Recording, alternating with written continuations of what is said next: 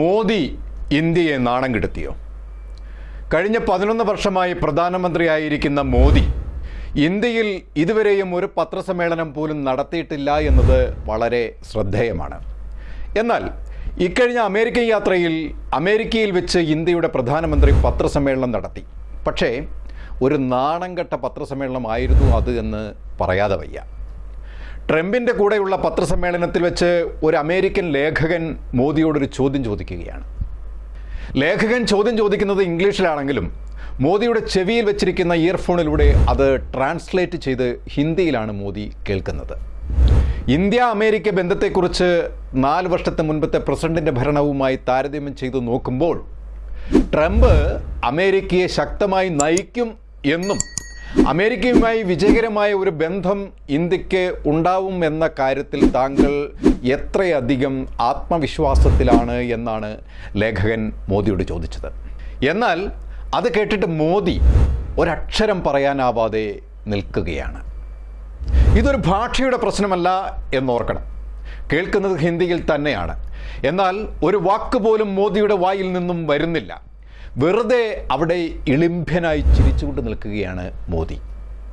ഒന്നും പറയാതെ നിൽക്കുന്ന മോദിയെ നോക്കി ട്രംപ് ഒരു കളിയാക്കി ചിരിക്കുന്നുണ്ട്.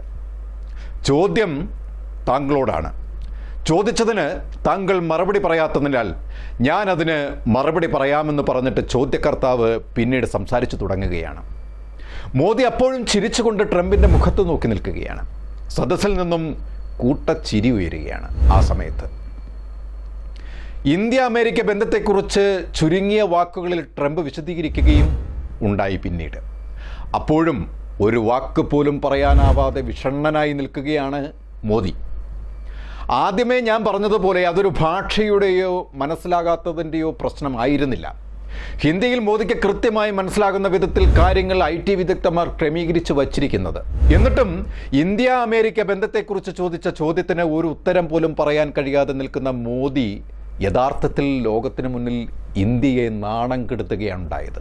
പ്രഗത്ഭരായ നിരവധി ആളുകൾ പ്രധാനമന്ത്രിയായിരുന്ന കസേരയിലാണ് ലോകത്തിന് മുന്നിൽ ഇന്ത്യയെ നാണം കെടുത്തുന്ന വിധം നിൽക്കുന്ന മോദി എന്നത് ഓരോ ഭാരതീയനും അപമാനമുണ്ടാക്കുന്ന കാര്യവുമാണ്.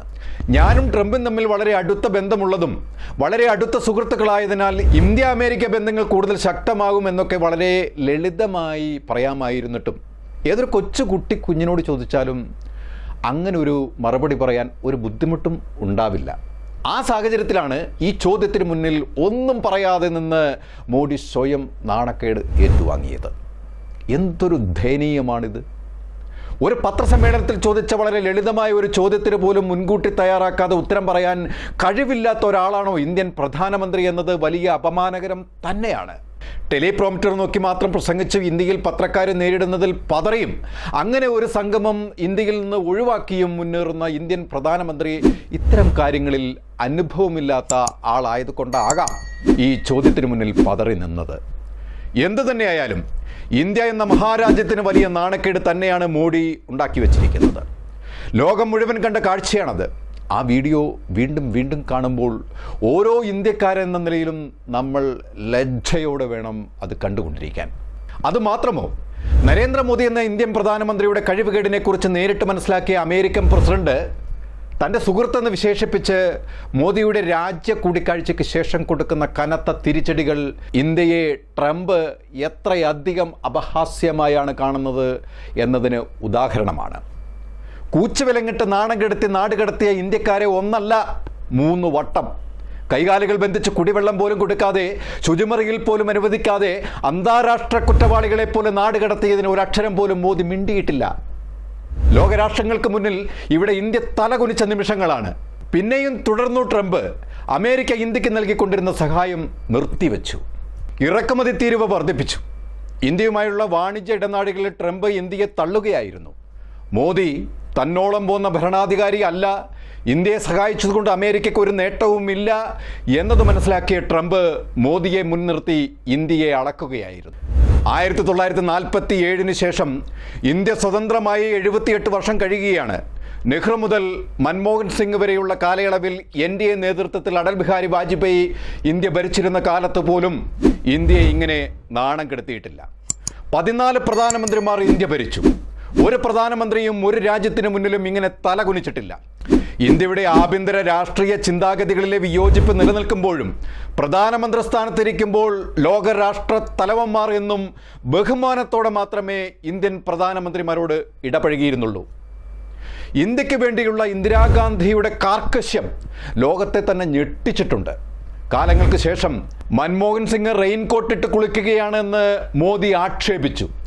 ആ മൻമോഹനിൽ നിന്നും മോദി അല്പമെങ്കിലും അറിവ് സ്വാംശീകരിച്ചിരുന്നുവെങ്കിൽ ഇങ്ങനെ അമേരിക്കയോട് അടിമ മനോഭാവം വെച്ച് പുലർത്തേണ്ടി വരികയില്ലായിരുന്നു. സാമ്പത്തിക കാര്യത്തിൽ പിന്നോക്കമാണെങ്കിലും നയങ്ങളുടെ കാര്യത്തിലും നിലപാടിൻ്റെ കാര്യത്തിലും നയതന്ത്രത്തിൻ്റെ കാര്യത്തിലും ഇന്ത്യ എന്നും മുന്നിൽ തന്നെയായിരുന്നു. ഇക്കാര്യങ്ങളിലെ ഇന്ത്യൻ പ്രധാനമന്ത്രിമാരുടെ അവഗാഹം അത്രയേറെ ബഹുമാനിക്കപ്പെടേണ്ടത് തന്നെയാണ്. അവിടെയാണ് നവീന യുഗത്തിൽ സ്വയം പര്യാപ്താഭിപ്രായങ്ങൾ പറയാൻ കെൽപ്പില്ലാത്ത ഒരു രാഷ്ട്ര നേതാവിൻ്റെ പോരായ്മ കൊണ്ട് ഇന്ത്യ എന്ന രാജ്യം തലകുനിക്കേണ്ടി വരുന്നത്. കൂടുതൽ വാർത്തകൾക്കും വിശേഷങ്ങൾക്കും ഞങ്ങളുടെ channel like, share and subscribe ചെയ്യുക. കൂടാതെ സബ്സ്ക്രൈബ് ബട്ടണിലെ ബെൽ ഐക്കൺ എനേബിൾ ചെയ്യാനും മറക്കരുത്.